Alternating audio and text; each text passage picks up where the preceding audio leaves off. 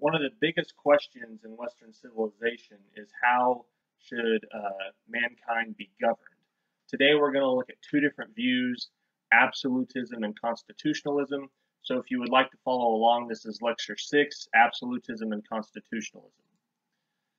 Now, good examples of absolute monarchs would be Louis XIV of France, Peter the Great of Russia, and Frederick William I of Prussia. You're going to read about them this week and some of the things they did. But just for example, Louis XIV is kind of seen as the peak of absolutism, his reign over France, which was 1643 to 1715. He believed in the divine right of kings. That's basically the idea that kings were God's representatives on earth, and they were responsible only to God, not to men or to representative bodies.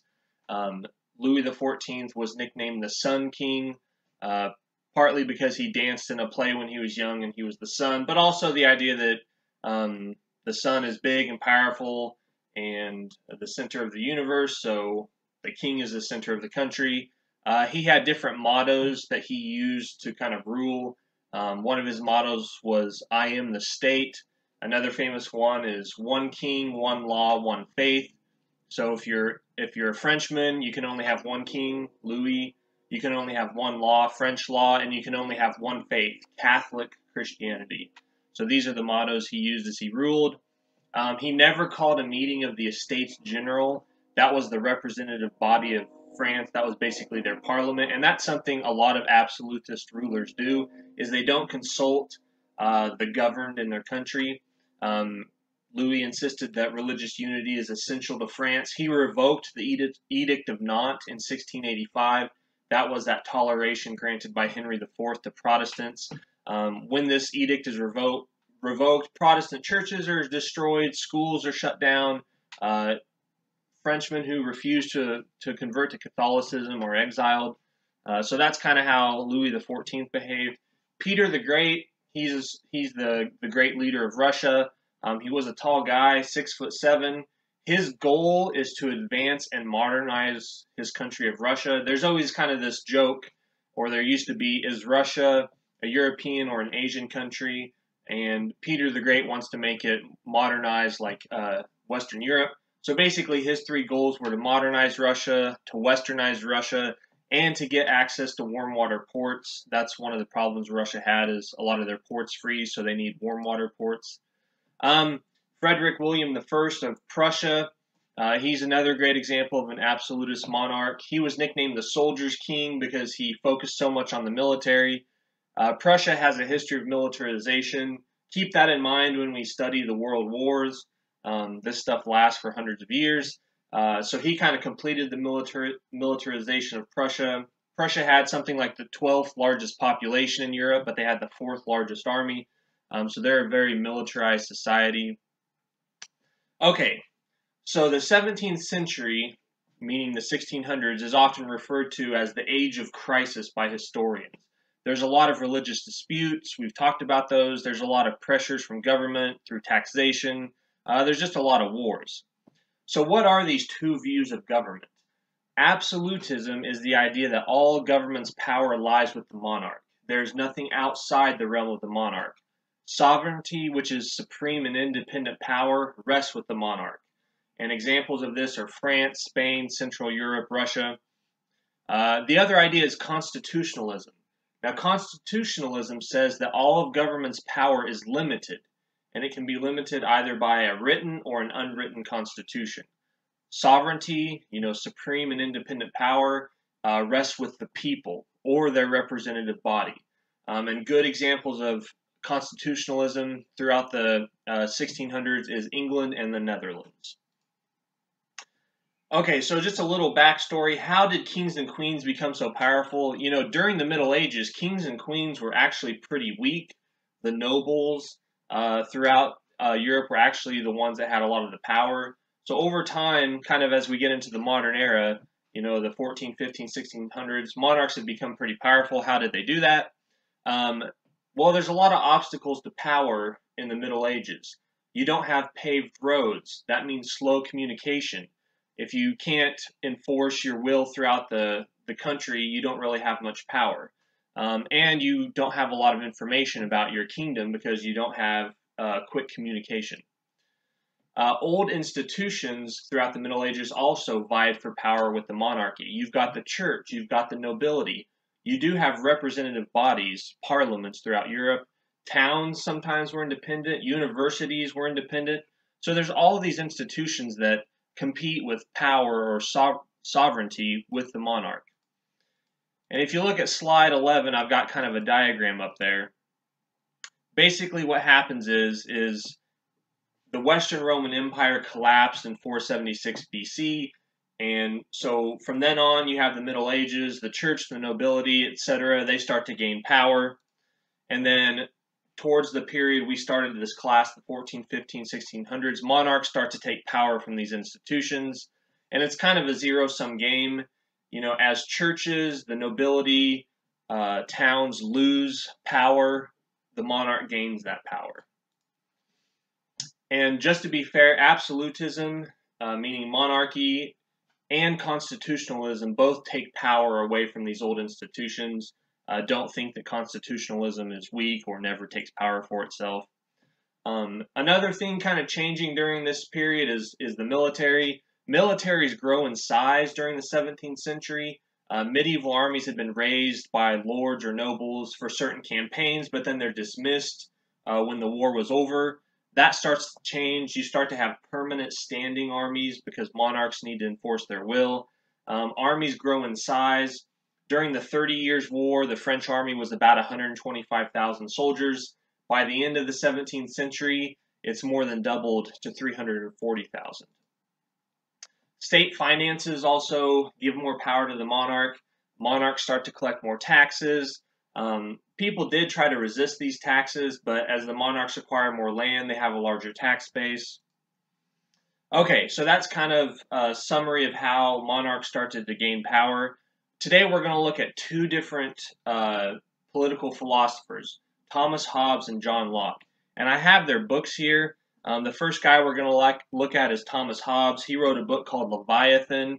You can see here it's a pretty thick book. It has really small type. At least this one does. I don't know if you can see that. It's pretty good. If you really like political philosophy, you should check out these two books. Here's John Locke's Two Treatises of Government. As you can see, it's a lot thinner. I don't know if you can kind of see those together. If you want to read one book throughout this course, I would recommend Two Treatises of Government. This book really influenced Western government, especially the founding fathers of the American Revolution. So it's a good book to read. I'm going to have you read some of it later. Okay, so we'll kind of talk about these two guys. So first, Thomas Hobbes. Now, he wrote his book Leviathan in 1651. He defends philosophical absolutism. So Hobbes is associated with absolutism, Locke with constitutionalism. And the title of the book, Leviathan, comes from, there was a huge beast in the Bible called the Leviathan. People don't know what it was. You know, maybe it was a huge whale or something. But basically, nothing can escape the Leviathan, this huge beast. It is the most powerful thing out there. And that's kind of how Hobbes sees the monarch. In Leviathan, Thomas Hobbes famously says that mankind originally lived in a state of nature, and nature is violent. Now, when I say state of nature, that is the time before government. So Hobbes and Locke both constantly throw around this phrase, the state of nature. You need to remember that's the time before government was formed. It doesn't mean everyone's living out in the forest in nature. It means there's no government. And during this time, Hobbes famously said, you know, it's a war of all against all. So basically, everyone is in it for themselves. He said, life is solitary, poor, nasty, brutish, and short. That's a real famous quote from the Leviathan. In the absence of a strong ruler, mankind will destroy himself. Basically, everyone is out for themselves. If you're more powerful than your neighbor and you like your neighbor's house or his possessions, you just take it. And that just creates kind of anarchy. Now, Locke, he's the constitutionalist. His book, Two Treatises of Government, he also agrees that mankind is originally in a state of nature. And he says that in the state of nature, you're in a state of perfect freedom. There's no government to persecute you so you can do what you want. And basically, John Locke said you have three rights. You have the right of life, liberty, and property. John Locke really influenced the American founding fathers. Thomas Jefferson pretty much plagiarized John Locke to write the Declaration of Independence. He was a big fan of John Locke. But the reason that you form government, if you're a follower of John Locke, is you form government to protect your rights. So government can't take these rights away from you. You have them before government exists. You form a government so that you can protect these things, and I'll explain that here in a little bit. If you look at slide 22, I've kind of got a chart comparing and contrasting Hobbes and Locke. I'll explain this chart. I got a little cartoon diagram, but this basically kind of sums up absolutism and constitutionalism, their main ideas. So kind of look those over and be familiar with them. Okay, so if you look at slide 24, I kind of want to tell you, maybe in a story fashion, Hobbes's ideas and then Locke's ideas. So first, Hobbes. In the Leviathan, Hobbes would say that God created men. Remember, this is, Christianity is the dominant religion of Europe. So God created men. Men live in a state of nature, meaning there's no government. So everyone's free to do whatever they want. But men are violent, and in the state of nature with no government or no laws, men kill each other and there's constant warfare. So what men do is they create a social contract. And that's basically an agreement to give up your individual rights that you have in nature in order to gain the peace and stability that comes with government and laws. So all the people in the state of nature realize we need government over us so that we don't destroy ourselves. So this government is the monarch, the Leviathan. So now after this social contract, you've given up your rights. The king has absolute power over your lives. His job is to promote peace and prosperity and stop the constant warfare. And he has absolute control over his subjects. Now, let's look at John Locke's view. In two treatises of government, Locke also agrees that God created mankind. In the state of nature, meaning before government, men have natural rights, which are life, liberty, and property. So those are the three natural rights that John Locke believes you have. Life, liberty, and property. Now, when you're in the state of nature, meaning before you have government, you actually do have something that governs you, and that's reason. So basically what John Locke believes is when there's no government, not everyone is out to kill or steal from everyone, and here's the reason why. You know in your mind, using your own reason, you don't want your wife taken by someone else. You don't want your house destroyed. You don't want your property stolen. So if you don't want those things happening to you, you're not going to necessarily try to do that to other people. So basically, reason governs mankind before the time of government. Now, John Locke does allow for the idea that there are some violent men, and men don't always use their reason, or sometimes they violate their reason.